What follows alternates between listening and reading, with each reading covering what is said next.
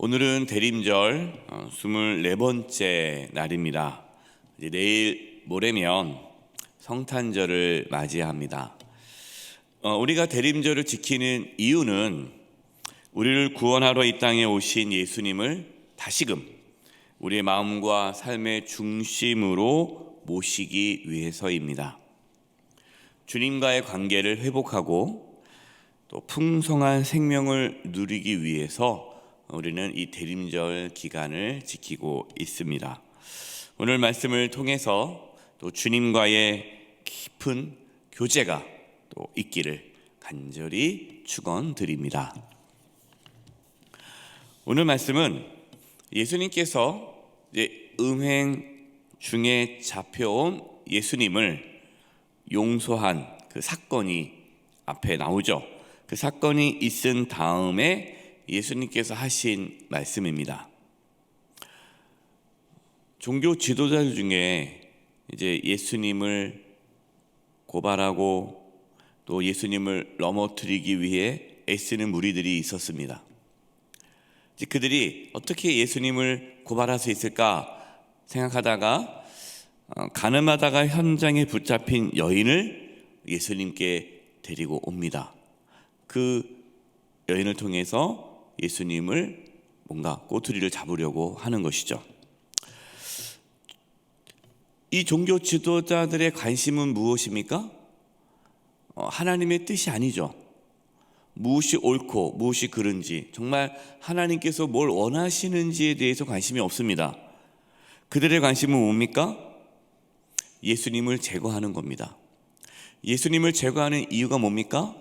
사람들이 예수님을 추종하니까, 따라가니까 자신들의 세력이 약해질까 봐, 자신들의 권력이 약해질까 봐, 그래서 예수님을 처단하려고 하는 거예요. 그러니까 그들의 관심은 하나님의 뜻이 아니라 권력 유지였습니다. 예수님이 자신들의 권력에 방해가 되기 때문에 예수님을 없애기 위해 사람을 이용하는 것이죠. 예수님은 가늠하다가 현장에 붙잡힌 그 여인에 대해서 죄가 없는 자가 먼저 이 가늠한 여인을 돌로 치라 라고 말씀하셨습니다. 죄가 없는 자가 돌로 치라. 예수님의 그 말씀을 들은 사람들은 자신 안에 그 죄가 발견된 거죠. 사람들이 발견하지 못한 자신들의 죄를 발견하게 된 것입니다. 예수님은 가늠한 여인에게 다시는 죄를 범하지 말라라고 말씀하셨습니다. 우리가 이 가늠하다가 현장에 붙잡힌 여인을 대하는 예수님의 모습을 보면서 우리가 오해할 수 있어요. 예수님은 죄를 다 묵인하시는구나, 죄를 지어도 괜찮구나 라고 오해할 수가 있습니다. 그것이 아니죠. 예수님께서 가늠한 그 여인, 돌에 맞아 죽을 수밖에 없는 그 여인을 구원하기 위해 이 땅에 오신 거죠.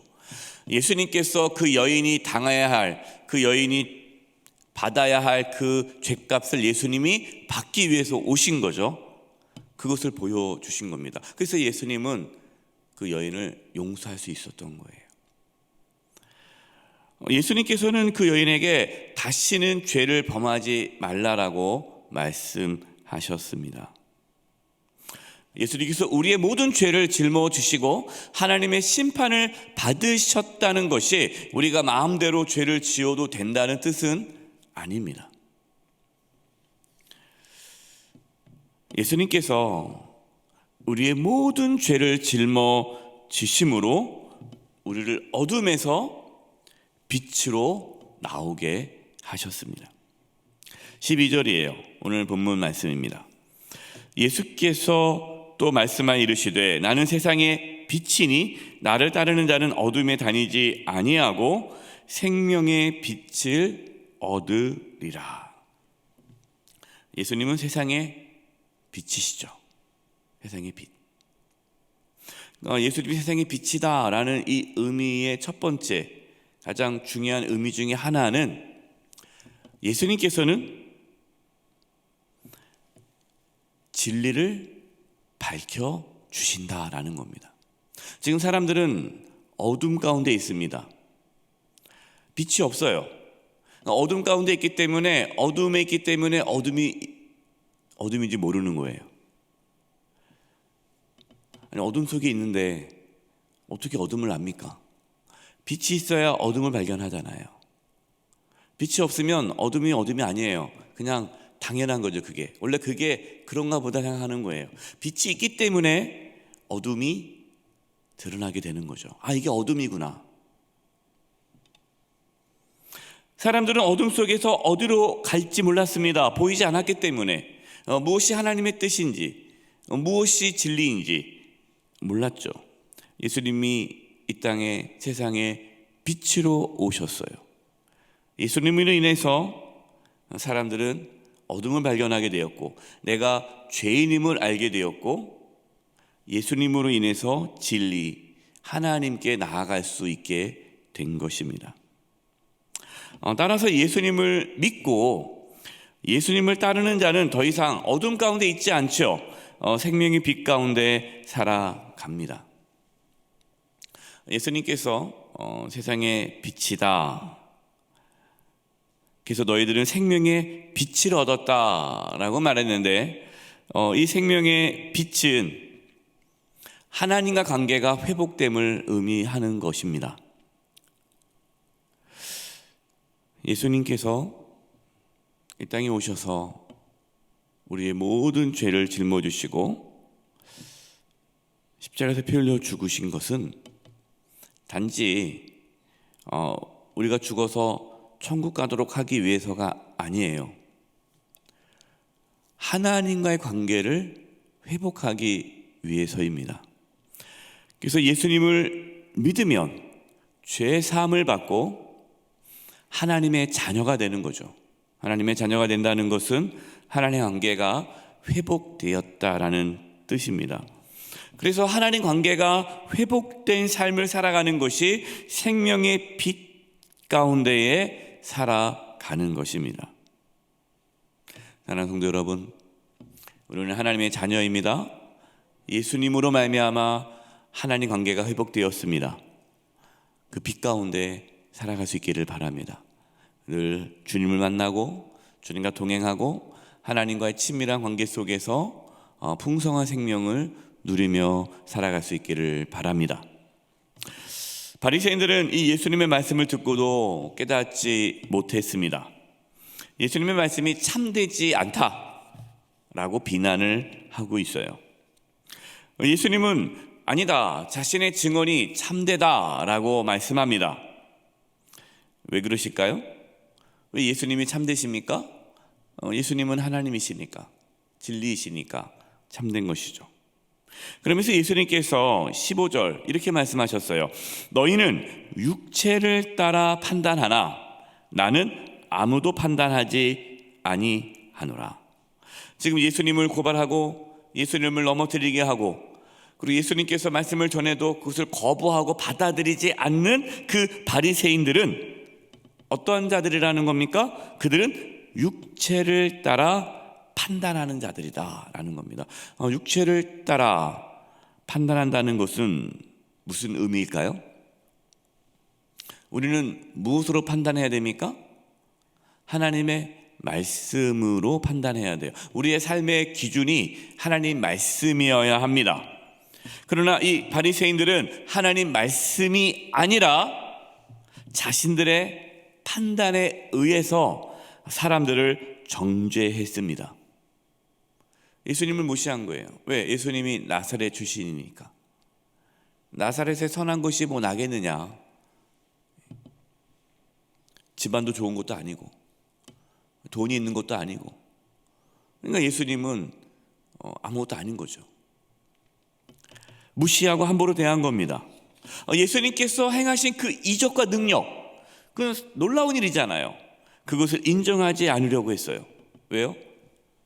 하나님 말씀이 기준이 아니라 자신이 생각하기에, 자신의 생각이 판단의 기준이 되어서 자신에게 도움이 안 되니까 다 잘못된 거예요. 세상 사람들은 그렇습니다. 세상 사람들의 선과 악의 기준이 뭡니까? 나에게 좋은 것은 선이고 나에게 안 좋은 건 악이에요. 저 사람이 나쁜 사람이에요. 왜 나쁜 사람입니까? 나한테 안 하니까, 나한테 잘 안 하니까, 내가 싫으니까 나쁜 사람인 거죠. 여러분, 이것은 육체를 따라 판단하는 겁니다. 혹시 우리 모습 속에 이 바리새인과 같은 모습은 없습니까? 하나님 말씀이 내 삶의 기준이 아니라 자신의 어떠한 생각이, 내 모든 판단이 그냥 내가 생각하는 것이 기준이 되지는 않습니까? 눈에 보이는 것으로만 사람을 판단하고 정죄하지는 않습니까? 쉽게 다른 사람을 이렇게 정죄하지는 않습니까? 예수님은 자신은 아무도 판단하지 않는다라고 말씀합니다. 이 말씀은 어떤 의미이냐면, 예수님은 지금 세상을 심판하러 온 것이 아니라 구원하러 오셨다라는 것을 말씀하시는 겁니다. 물론 예수님께서 나중에 다시 재림하실 때, 다시 오실 때, 그때는 예수님께서 무엇으로 오실까요? 심판주로 오십니다. 세상을 심판하러 오실 겁니다. 그러나 처음에 예수님이 땅에 오셨을 때는 세상을 심판하러 올 것이 아니라 세상을 구원하러 오신 것이죠. 그것을 말씀하기 위해서 너희들은 육체를 따라 판단하나 정죄하나 사람을 죽이려고 하나 나는 판단하지 않는다. 나는 정죄하지 않는다. 나는 세상을 구원하러 왔다. 저와 여러분, 예수님처럼 살리는 삶을 살기를 바랍니다. 죽이고 넘어뜨리고 정죄하고 끌어내리는 그러한 삶이 아니라 살리고 격려하고 붙잡아주고 지지해주는 그러한 예수님처럼 생명의 빛으로 살아갈 수 있기를 바랍니다.